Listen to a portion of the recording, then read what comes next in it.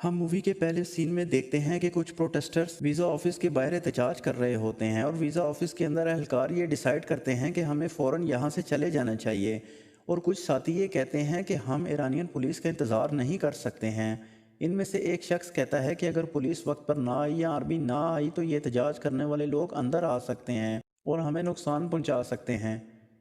अभी ये बात ही हो रही होती है कि वीज़ा ऑफिस के अंदर मौजूद फौजी एहलकारों पर आंसू गैस से हमला कर देते हैं, जिसके जवाब में एहलकारों को गुस्सा आ जाता है और वीज़ा ऑफिस के दरवाजे तोड़कर अंदर दाखिल होने की कोशिश करते हैं और यहाँ पर वो अंदर दाखिल हो जाते हैं।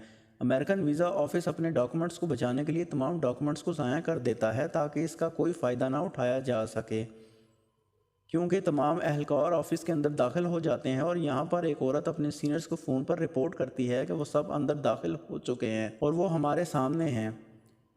वीज़ा ऑफिस की कुछ टीम पिछले दरवाजे से निकलकर बाहर सड़क पर आ जाती है और वो बाहर से निकलने का रास्ता ढूंढते हैं, जबकि दूसरी तरफ इनके कुछ एहलकारों को प्रोटेस्टर ने पकड़ लिया होता है और इनकी आंखों पर पट्टी लगाकर किसी नामालूम जगह पर ले जाते हैं।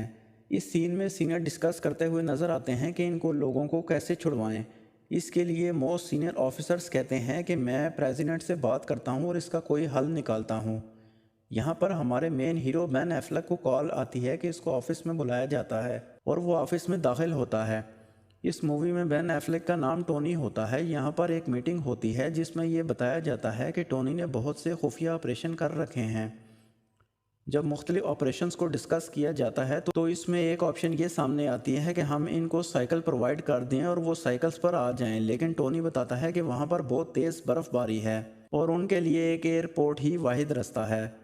तो इस सीन के एंड होने तक ये डिसाइड होता है कि क्या किया जाए, कोई अच्छा प्लान है तो वो बताते हैं। इस वक्त टोनी कहता है कि मेरे पास कोई अच्छा प्लान नहीं है और अगले सीन में वो गाड़ी में बैठकर घर जा रहा होता है। इस सीन में टोनी अपने बेटे से बात कर रहा होता है, जिसमें इसका बेटा उसे बताता है कि वो अपना फेवरेट चैनल देख रहा है। इस चैनल को देखते हुए टोनी को आइडिया आता है कि क्यों ना हम ईरान में फिल्म शूटिंग करने के बहाने बेस बदल कर जाया जाए। अगले सीन में टोनी अपने सीनियर्स को इसी बात पर कन्विंस करता है कि बेस बदल कर जाएंगे, जिसके लिए उनके कनेक्शंस भी हैं जो कि उसकी हेल्प करेंगे। मूवी जब आगे चलती है तो टोनी के सीनियर्स कहते हैं तुम पहले जाओ और वहाँ के किसी मशहूर डायरेक्टर से मिलो और इस मूवी वाले प्लान को पूरा करो। इस बार टोनी लॉस एंजलिस जाता है और वहाँ जॉन चैम्बर्स से मुलाकात करता है, जिसमें वो उसे खुलकर बताता है कि हम नकली फ़िल्म बनाना चाहते हैं और जॉन चैम्बर उसे कहता है कि तुम बिल्कुल ठीक जगह पर आए हो और मैं तुम्हारी हेल्प करूंगा। यहीं पर जॉन चैम्बर्स ये भी पूछता है कि तुम अम्बेसी में घुसोगे कैसे, तो टोनी मेंडिस यानी बेन एफ्लेक बताता है कि वो अम्बेसी में नहीं है और इसके साथी तेहरान में कहीं छुपे हुए हैं और वो उसे बताता है कि मैं फिल्म के बहाने एक कवर सेटअप करना चाहता हूँ ताकि वहाँ के लोगों को मुझ पर कोई शक ना हो। यहाँ पर जॉन चैम्बर भी टोनी को बताता है कि हमें एक बहुत बड़ा स्टार कास्ट चाहिए जिसकी वजह से हम अपनी मूवी को आराम से कास्ट कर सकते हैं और किसी को हमारी मूवी पर शक भी नहीं हो। और इसी सिलसिले में ये अगले सीन में एक बड़े एक्टर से मिलते हैं जिसको ये सारी बात बताते हैं और वो इस चीज़ के लिए रजामंदी जाहिर कर देता है।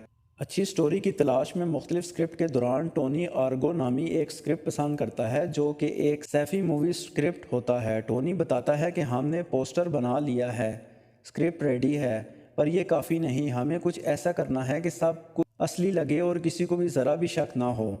और इस झूठ को बेचने के लिए ये प्रेस का सहारा लेते हैं क्योंकि मीडिया की इन्फॉर्मेशन रेपुटेबल समझी जाती है। एयरपोर्ट पर ड्रॉप करते हुए टोनी को बताया जाता है कि अगर तुम पकड़े जाते हो तो अमेरिका तुम्हें अपना सिटीज़न मानने से इनकार कर देगा, जिस पर टोनी कहता है कि कोई फ़र्क नहीं पड़ता।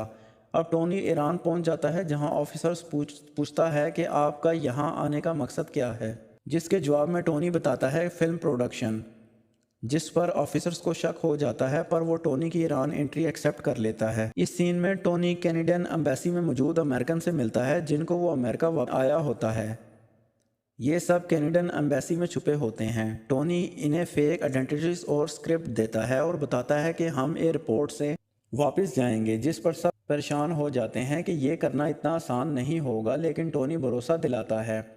असल में इन सब का प्लान कैनेडियन बनकर वापस जाना होता है क्योंकि ईरान को मसला सिर्फ अमेरिका से है, ना कि कैनेडियन से। इस सीन में टोनी बताता है कि हम कल सब बाजार जाएंगे और मूवी की रूह बनने का दिखावा करेंगे ताकि सबकी नज़र में आ जाएं। کہ ہم ٹوٹل 6 پرسنس ہیں اور 7 ہیں۔ اس سے اگلے دن ایئرپورٹ جائیں گے۔ اس سین میں ٹونی اور امریکن جو کہ نقلی کینیڈین آفیسر جاتے ہیں، یہ سب کار میں بیٹھ کر سب بازار جا رہے ہوتے ہیں۔ جب یہ سب بازار سے جا رہے ہوتے ہیں تو سب لوگ انہیں گھور رہے ہوتے ہیں۔